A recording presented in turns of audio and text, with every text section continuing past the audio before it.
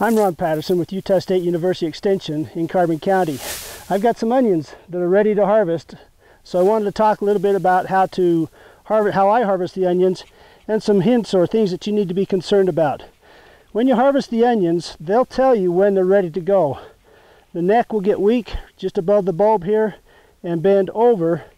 Up until that time, even in the winds, they'll stand up in the winds, but when they're ready to harvest, that neck will bend over. And then it's a little bit weak right there. I use a garden fork for my harvesting, and the reason I do that is because I've got pretty heavy soils here in eastern Utah. We've got fairly heavy soils. If you've got a sandy soil or a fluffy soil that's high in organic matter, you may be able to just go ahead and pull the onion out without using the garden fork, but I like to loosen it up. One of the things you want to avoid doing is tearing off the top. That opens up, if it's not properly cured, it opens up that end of the bulb that you can get fungal organisms down there and cause some rot in your onions. So we'll come in here, we'll take a look at these onions and how we get them harvested, and we'll talk a little bit about curing them and things like that. There are two different varieties here. The white onion on the left is Superstar, and it's ready to harvest. On the right I have Ailsa Craig, which is a long day onion, a little bit longer growing season. It hasn't started to bend over yet. It's not ready to harvest. What you're looking for is right here at the neck. When the neck bends over, just naturally falls over like that, it's weakened at this point here. This one is still good, still strong, stands up to the wind. This one is bent over. It's ready to harvest. It's ready to cure. So when you get the fork in here, you want to be away from the bulbs just a little bit so that you don't bruise them as you're digging them up.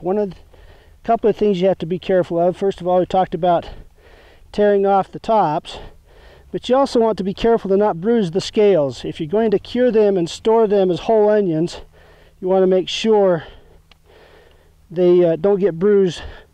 They'll last and store a lot longer if you. So I'm just loosening the soil around the bulbs, and then I'll come back and pick them up by hand when I've got this row done. The rule of thumb for when you're digging onions, when they're ready to harvest, you want at least 50% of these tops to be tipped over. If you've just got a small family garden, you can just pull up those that are tipped, and you don't have to dig up those that are not tipped. So you can keep them in and keep growing. They'll still grow if the tops aren't tipped over. The tops are tipped, they stop growing. You want to avoid trying to store something. This onion had died, it got a little bit of rot in it. We want to make sure that we throw those away, don't keep them with our onions. If you leave them in the soil for too long, there'll be more chance of them getting that rot in them.